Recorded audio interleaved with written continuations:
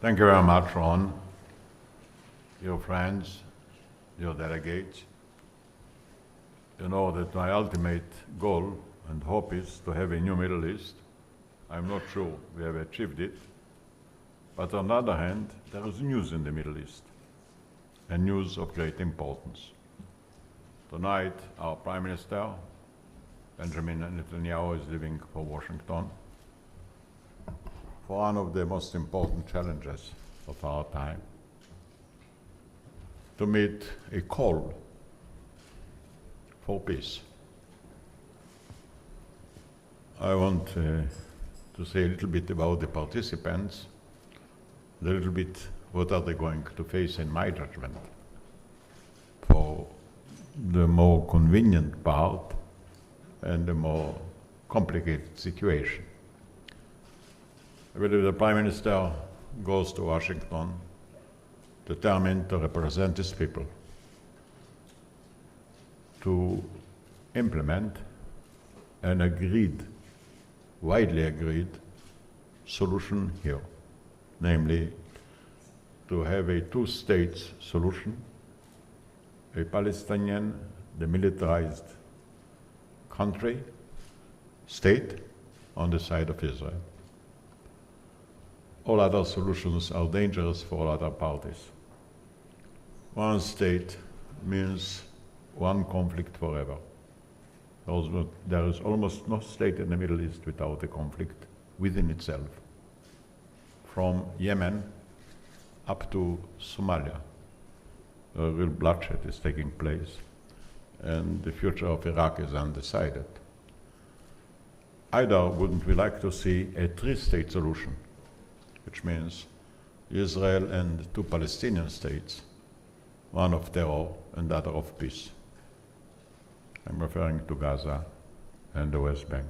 We would really like to see a Palestinian, demilitarized, united, democratic country on the side of Israel. And I do believe the President is aware of the greatness of his mission. I think he is well prepared to meet the chance. And in your name, in my name, may I send our profound blessings for this mission and its success. Then I think the chair will be in the hands of President Obama. And I think Obama, over the last couple of months, has had an important achievement. Because, you know, the latest debate was if we shall continue with the proximity talks or we shall go to direct talks.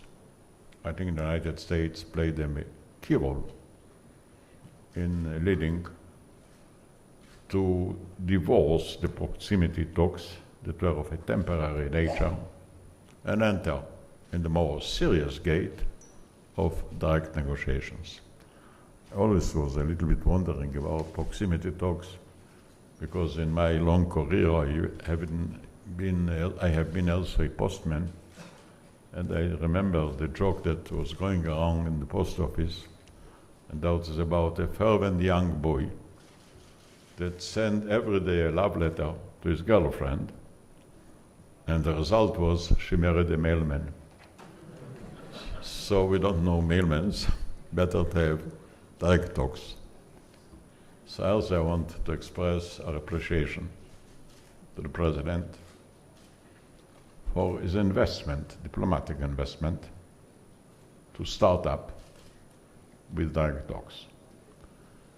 Then there will be also participation of another two extremely important leaders, President Mubarak of Egypt, who in my eyes stood like a rock in the Middle East in preventing a regional war. More than anybody else outside Israel, he said once, "I'm not going again to sacrifice 150,000 young Egyptians or young men and have another war." He was true to his word, and he held all the horses back. He didn't let them to gallop into another war. And again, I have the profound respect for him, and I'm sure that he's going to Washington in order to help to bring peace. And the fourth person is King Abdullah, who recently really spoke very movingly about the present occasion, the open window. And in that case, it will be a very interesting gathering, what will unite all the four participants is a real wish for peace. They don't come to lose peace, but to make peace. Secondly, there is an agreed platform, namely a two-state solution. All the four of them agree about it. And thirdly, I believe there is a common sense that we don't have too much time. The window of the opportunity is open, but with an impatient character. If it won't happen early enough, maybe other events may again carry away this important occasion. That's about the personalities. And not only I pray for our own Prime Minister,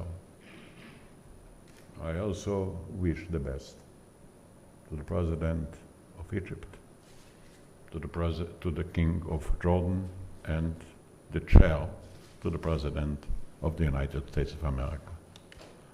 You know, it's not bad to be positive even on political issues. You don't have to be all your life skeptical and cynical. And here is a meeting that creates an optimism. But I have also to add, as you may be suspicious, I'm not exactly a child in politics, so I have some memories too. I believe I knew all the leaders of Israel from the very first day of the state. And in the name of intellectual honesty, I have to say, no prime minister was able to do the things he wanted to do, and no prime minister was able to avoid doing things that he wanted not to do. It's not because they have a bad character. It's not because they're not true to their promises. But as prime ministers or leaders want to lead the realities, alas, the realities falls the leaders to meet them, the reality too. Nobody can escape and run away from it. It's true from including the greatest leaders, Ben-Gurion and Begin and Rabin and whomever you mention. And all the four that are meeting another day, they will have to face a new reality in the Middle East. Let me speak a bit in more conceptual terms, not just in chronicle approaches to this new situation. We are witnessing one of the greatest confrontations in the Middle East, which are ideologically, religiously, and politically combined. What is it? Whether the Middle East will become a Muslim hegemony, and I might say that many Arabs are beginning to give up Arab nationalism and beginning to accept the Muslim hegemony.